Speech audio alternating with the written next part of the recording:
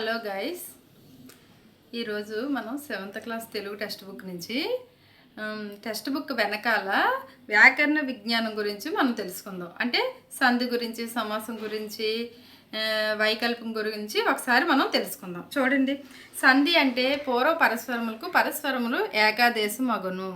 సంధి అంటే పూర్వ పరస్పరములకు పరస్పరములు ఏకాదేశం మగును. ఉదాహరణకి రాముడు అతడు, రాముడు ప్లస్ అతడు ఒత్తో సంధి అంటారనమాట.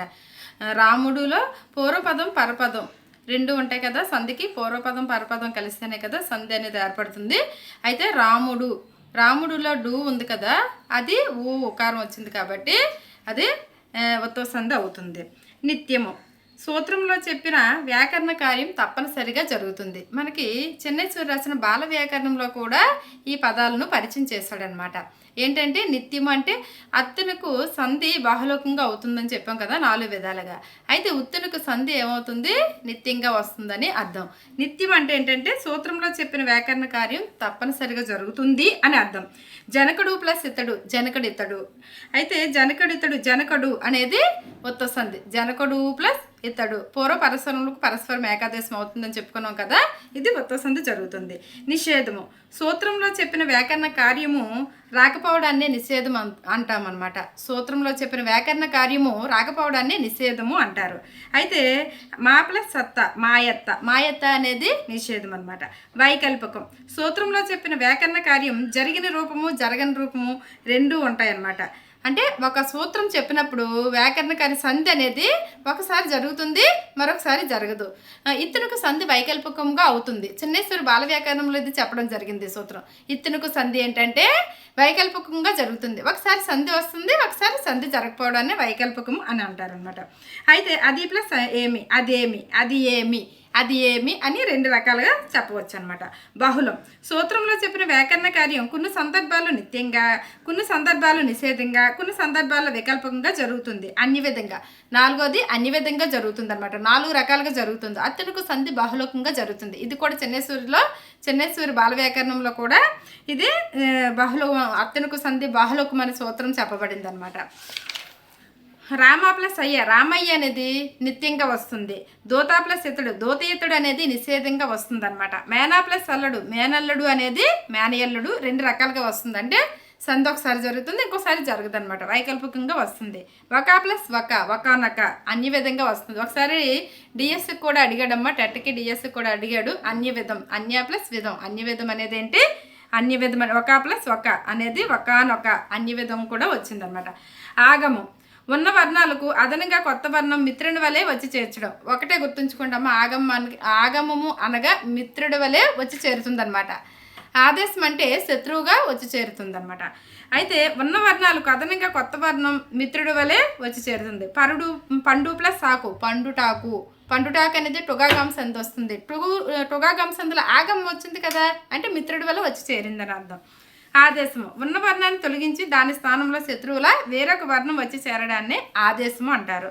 తల్లి ప్లస్ తండ్రి, తల్లిదండ్రులు అనే ఆదేశానికి తల్లిదండ్రులు అనేది ఏ సమాసం, ద్వంద్వ సమాసం అంటాము. తల్లిదండ్రులు అనేది చూడండి ఆమ్రేడితం.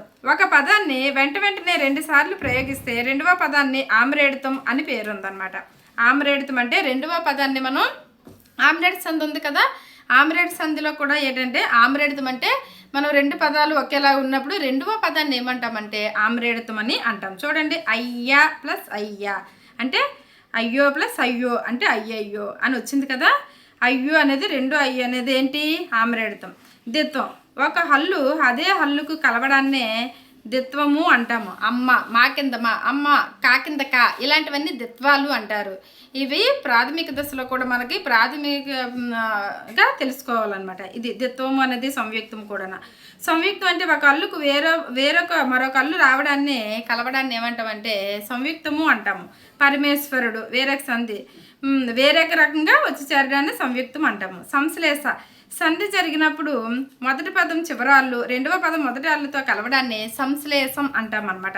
ఇది ఒకసారి టెట్ కూడా అడిగాడమ్మా, 2024 టెట్లో అడిగాడు. ఇది సంశ్లేష సంధి జరిగినప్పుడు మొదటి పదం చివరాళ్ళు 2వ పదం మొదటి ఆళ్ళతోని సంధి కలుస్తుంది అనమాట. పూచన్ ప్లస్ గలువులు అనేది సంశ్లేషం అని చెప్పవచ్చు. ధృతం అంటే మనకు ఒకటే గుర్తుంచుకోవాలమ్మా, నకారము. ఇది బాల వ్యాకరణంలో చెప్పబడడం జరిగింది. నకారాన్ని ధృతం అంటారు. సామాన్యంగా ధృతం అంటే ఇవేంటంటే అరసున్న, సున్నా, నూలు 4 రూపాల్లో కనిపిస్తుంది అనమాట. అరసున్న, సున్నా, ను అనేది మనం ధృతంగా చెప్పడం జరుగుతుంది. తోచన్ ఉదాహరణకి. ధృత ప్రకృతం అంటే ధృతం చివరి కలిగిన పదాలను ఏమంటామంటే ధృత ప్రకృతకం అంటారు. తోచన్ ఉదాహరణకి. ధృత ప్రకృతిక సంధి కూడా ఉంటుంది. త్రికము అంటే ఇది కూడా టెట్లో అడిగాడమ్మా. త్రికము అంటే ఆ, ఈ, ఏలును సర్వనామాలను త్రికాలు అంటారు.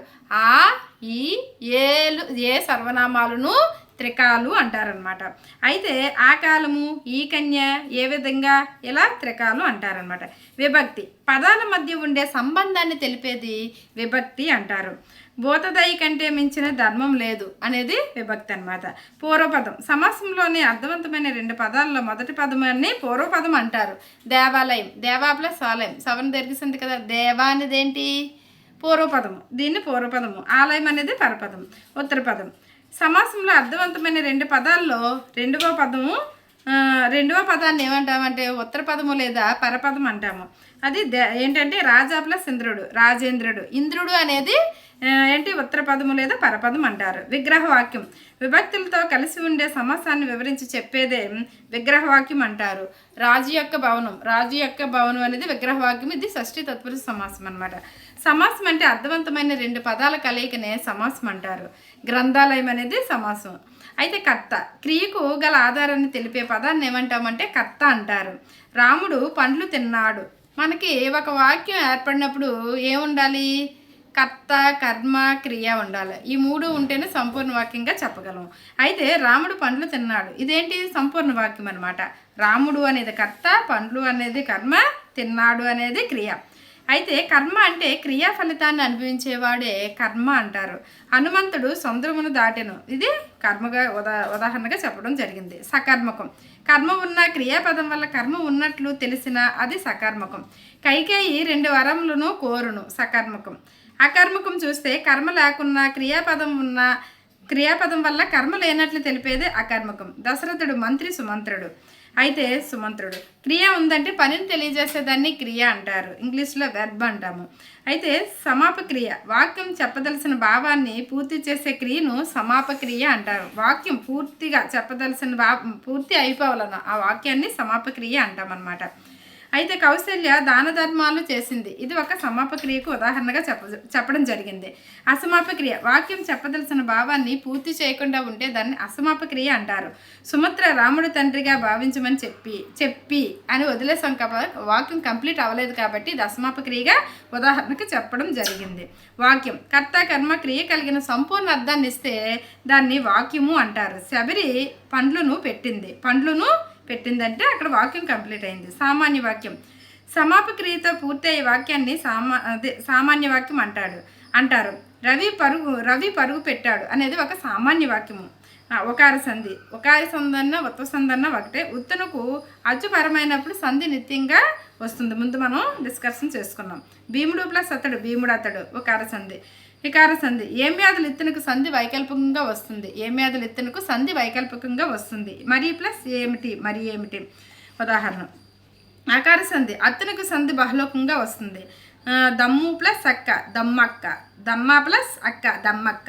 ఎడాగమ్మ సంధి లేని చోట స్వరంబ కంటే స్వరమునకు ఎడాగమ్మ అవుతుంది అనేది ఇది ఒక ఎడాగమ్మ సంధి. మేనా ప్లస్ అల్లుడు, మేనల్లుడు, మేనయల్లుడు. గసడవ దేశ సంధి ప్రథమ మీద పరసములకు గసడదవలు బహుళంగా వస్తుంది.